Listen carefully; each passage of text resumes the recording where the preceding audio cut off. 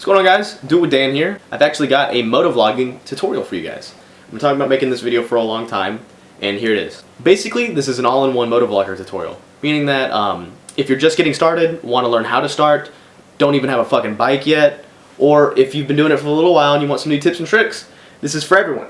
Everyone can benefit from this. Basically, before we get started on this video, it's going to be split into 3 parts, and each part is going to have 3 subcategories to it, and at any point in time, you can click over here and skip to that part. So, what does that mean? That means, let's say, if you're interested in equipment, you just click right here, and that'll take you to the equipment talking about cameras, microphones, and other accessories that can help you in motovlogging. Part 2 will be the setup. This is physically setting up your helmet and other parts, getting it ready for how to motovlog and the best way to do it, or how I do it anyway. That will also be split up into 3 parts, talking about mounting locations, microphone setup, and how to hide the cables in your helmet, so they don't show and get up on your ears and stuff. And finally, we have the editing part, which is the last part, which is going to cover programs, editing audio, and editing video. This is going to be covering everything you need to know on how to get started in motovlogging, or other things that might help you or benefit you in the future of your motovlogging. Like I said, if you don't need to know about one of these, just click right here on the word, and it will go straight to that part of the video, so you don't have to listen to the other stuff too. So this video is going to be really easy for people if they know how to do one part, but don't need to know how to do the other part. Make sense? Cool.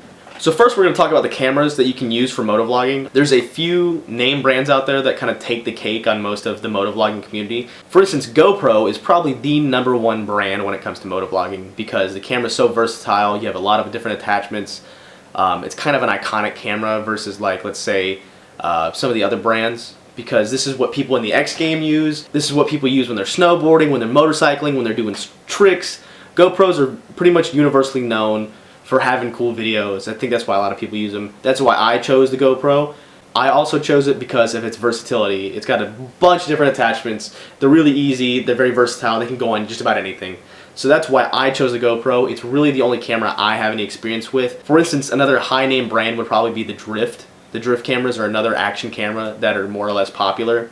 And you see people like Chase on 2 Wheels. He is one of the bigger motovloggers out there, and he uses the Drift. Speaking from a GoPro user, I have to say that I personally like the interface of the GoPro. It's very simple. There's a lot of different other things you can do with it. The apps are great for it, and the editing it's pretty easy to use with if you just want to stick with the default program that it comes to edit with. It comes with a great editing program that you can download off their website for free. I will say this, usually when GoPro puts out a new camera, it seems like they have some minor firmware issues that they take a little bit to get settled.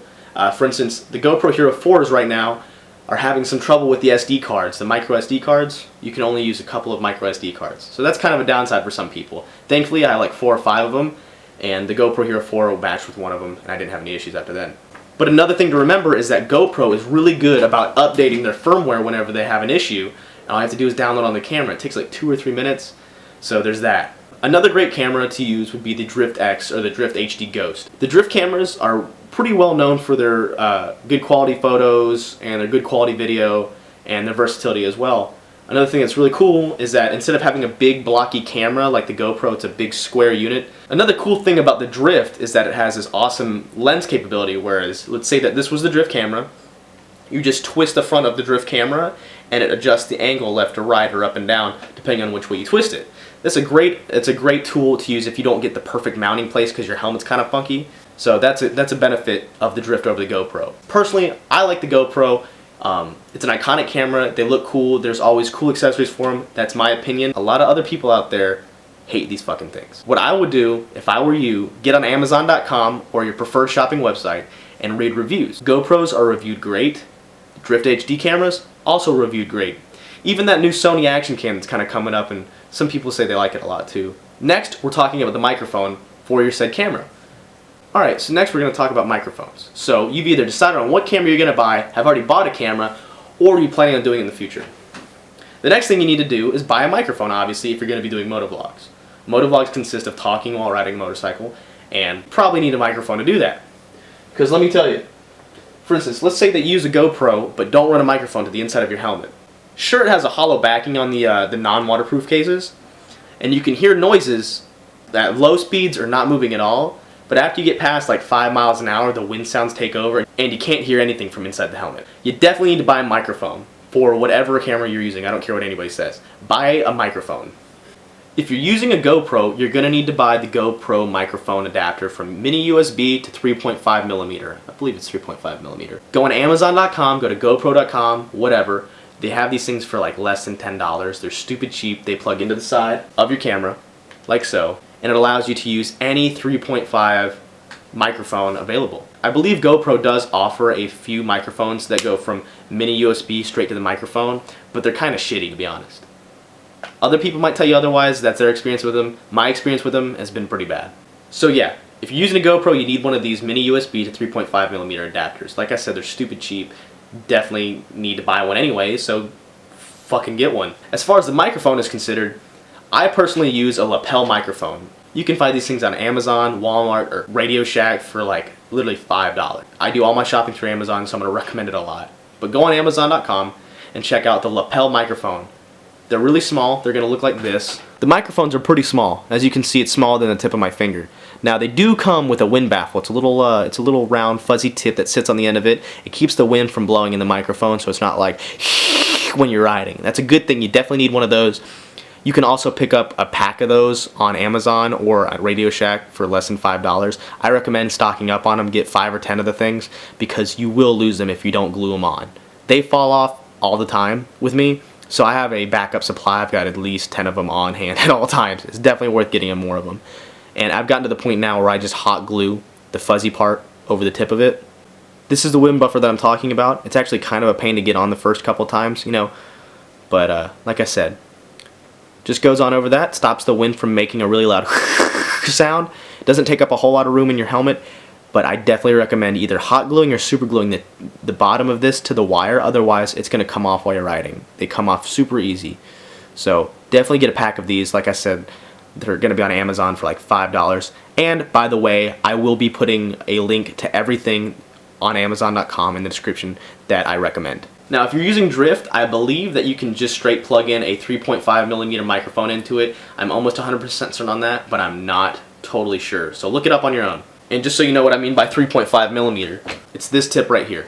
Plugs into your converter just like a headphone jack. It's the same size as a headphone jack, so that's where the 3.5 millimeter is what I'm talking about. Like I said, if you're using a GoPro, you definitely need one of these. If you're not using a GoPro, I'm pretty sure you don't need them. I'm almost certain that the Sony Action Cam and the Drift don't require one of these converters. But don't quote me on that. Research that part yourself. I don't have any experience with those cameras. And finally, the accessories that you can get for your equipment. One of the reasons that I said that I recommend GoPro for is because they offer a huge variety of accessories. And it's awesome because GoPros aren't just used for motorcycle helmets. They're not just used for snowboarding either. There's a bunch of different things you can use them for. And they make 1,000 different types of attachments for them. So if you're buying a GoPro, invest in a couple extra mounts because you're going to want to mount that camera on everything. And I mean everything. Standard in a box of a GoPro, if you buy it new in the box, comes with 4 of these mounts. You get 2 of the round flat surface ones. There's no curve in the base of it, so you can mount them on flat surfaces. And you get 2 of these square rounded bottom ones, so you can mount them on curvy surfaces, you know, like a windscreen or an edge of a motorcycle or something like that, or the edge of your helmet. I primarily use these for mounting these on my helmet because my helmet has got curves all over it. As a matter of fact, there is no spot on my helmet that's flat, so that's why I use the curvy one for my motorcycle helmet. Some people find that kind of convenient that they have the roundy ones too, so make sure you look at those. Another cool thing about GoPro is that they have all these like cool different mount systems. Like this is, you can mount this on your face. Like I can wear this to the Bahamas. As a matter of fact, during the Bahamas video that I made where Laura and I went to the Bahamas, I used one of these almost the entire trip. They have 4 different points to where you can tighten it down. Totally worth the investment, one of these. It's like $10. They also have one that goes around your chest, so you can use it at chest level. I don't really like that as much. Kind of looks like you're wearing one of those kid harnesses that should be attached to a leash because you're a bad parent. That's what I'm saying.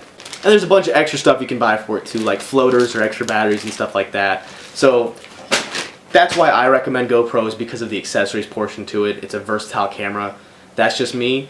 Some people find that the Drift HDs are a little bit more their style and their speed, and I can't knock people for that. Remember guys, everything that I've recommended or said is in the description. There's a direct link to the website where you can purchase it at a decent price too. Alright, so that ends our camera portion of the video.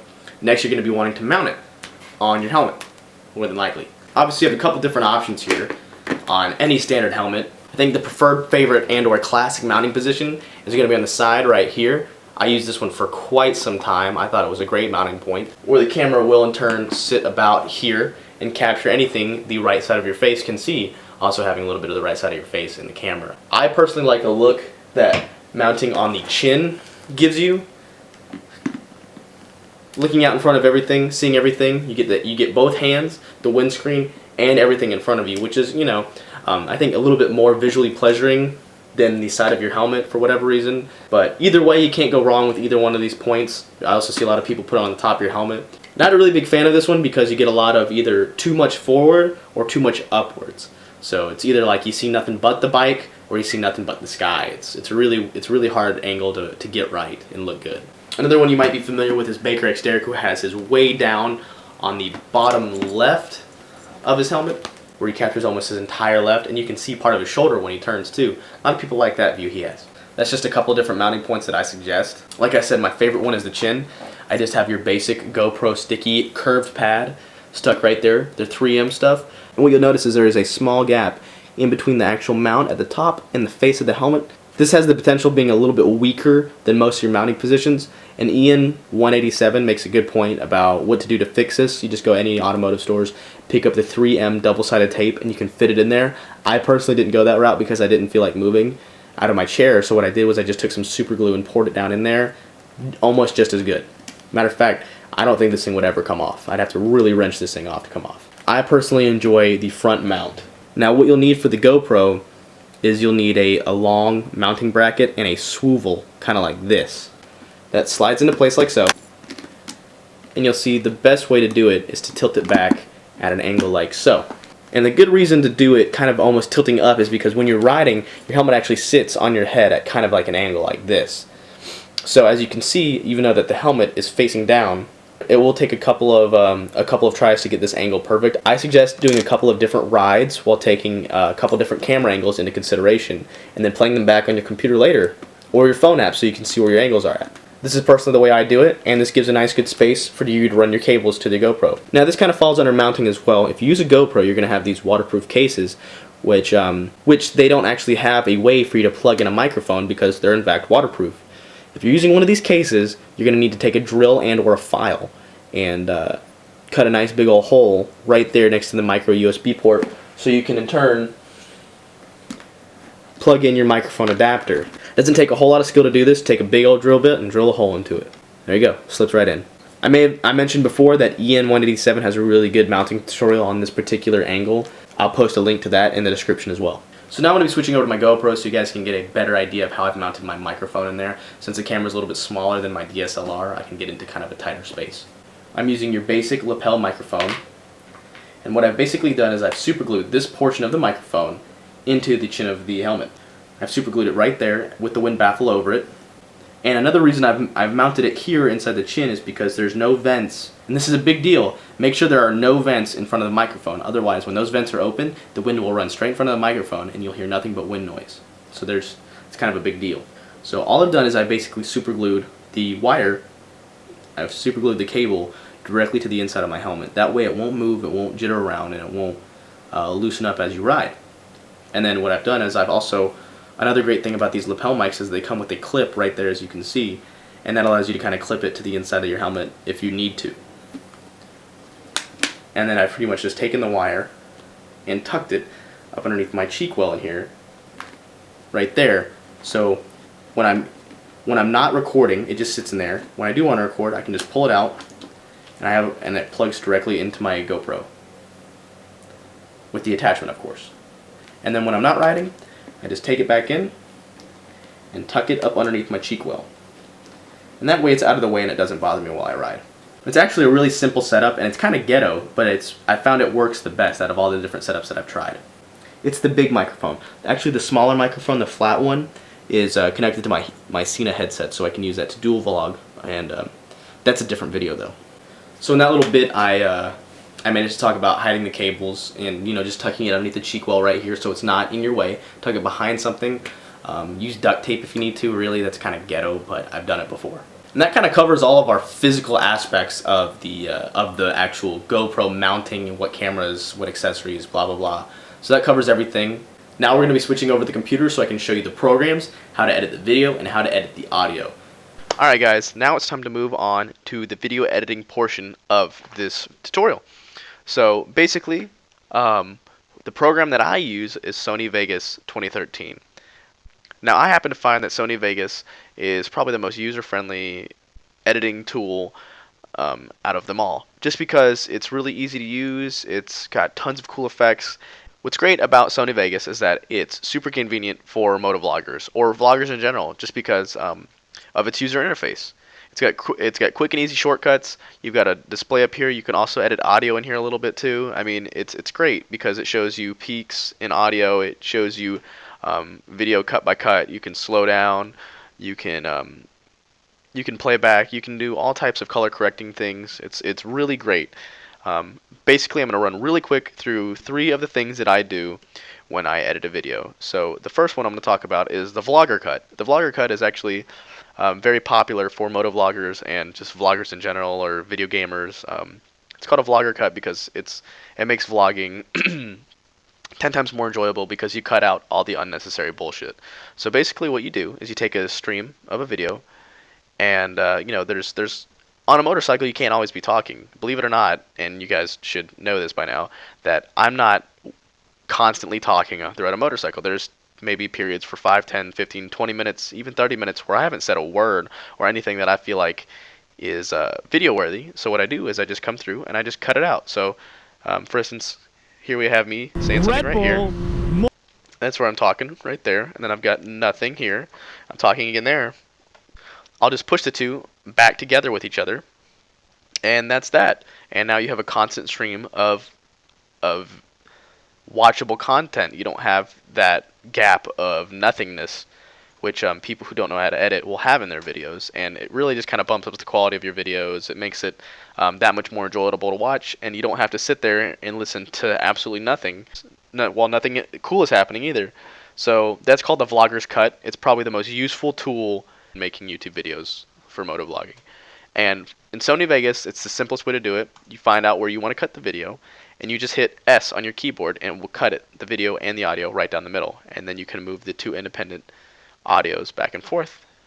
And then, let's say you want to get this little section of video, just place your cursor over where you want it to be cut, hit S again, it'll cut it, and it's separate videos. And then you can, actually re-scroll the video, and that adjusts the length of the clip that you have right here. So that's the vlogger cut. It's super easy, makes your videos that much more enjoyable.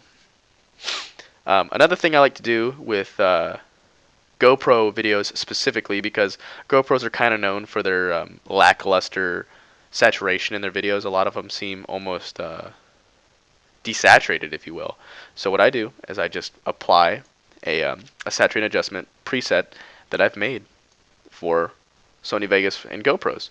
So as you can see here, there's a big difference in the color quality between saturated and non-saturated. And if you guys are using Vegas, I'll let you see what I find is an appropriate color saturation preset for the GoPros. If you want to copy that, that's cool, no big deal. And then finally, the most important thing is your rendering. I don't want to make this a tutorial about how to use Sony Vegas because there's a lot of other good programs you can use to edit. This is just a program that I use. This is the program that I recommend. It's stupid cheap if you buy it. If you don't buy it, there are certainly other ways of getting a hold of this program, none of which that I used. I purchased this program a couple years ago, and I have upgrades. I have free upgrades because of the package that I purchased X number of years ago. I think I started out on Sony Vegas 10. So what I'll do is I'll render. Now, it's kind of a battle with me between rendering quick and rendering in high quality. You'd think that rendering in high quality would probably be the most important, and it should be. If you want to go for high quality renders in Sony Vegas, I recommend using Windows Media Video. And I'll show you right here. I've got a customized template. Feel free to copy it. Make sure you can pause the video at any point in time. Copy all this information down if you need to. This is just what I like. Make sure that your video smooth. This is at 100% sharpness. And your bitrate should definitely be at 10M. Make sure internet and LAN and select 10M. That's going to be the best bitrate. That's going to be the best playback for your videos. And nothing else really matters as far as that. So that's my customized setting for WMV. or Windows Media Video. Now, I mentioned rendering quick. That using Windows Media Video takes quite a bit of time to render. It takes anywhere from triple the length of the video depending on your rig. I've got because it only uses your processor to render. Whereas if you come up here and use main concept AVC AAC, you can actually use your graphics card to render out the video, which renders in an extremely quick, like a huge time, much faster time. So I'll show you real quick my customized template for that. So there's my video, there's my audio system. You're going to want to check your GPU, and CUDA is available for me because I think CUDA is solely NVIDIA. I think OpenCL is for other users, but I believe CUDA is CUDA and OpenCL are both for using your graphics card to render the video, and I recommend using whatever's available to you. So this, you'll get your bit rate's a little bit funky on this one. Use CUDA if it's available, or use OpenCL if that's available. And you can also change, you definitely want the bit rate to be as high as possible.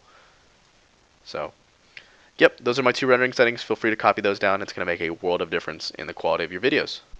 So guys, I hope this tutorial has been helpful for you guys. I know that a lot of you guys who are getting started don't really know where to do or where to start, and I hope that I've been able to kind of put an idea in your head of what I find is the best. And I know that comparatively to some of the other motovloggers, that my quality of my videos are generally pretty good. Sometimes I have mix-ups, sometimes the GoPro messes up, sometimes the audio isn't great, I know, but I will almost 9 times out of 10 always have good quality videos and audio, and that's because I go through extreme lengths in choosing the right software to use.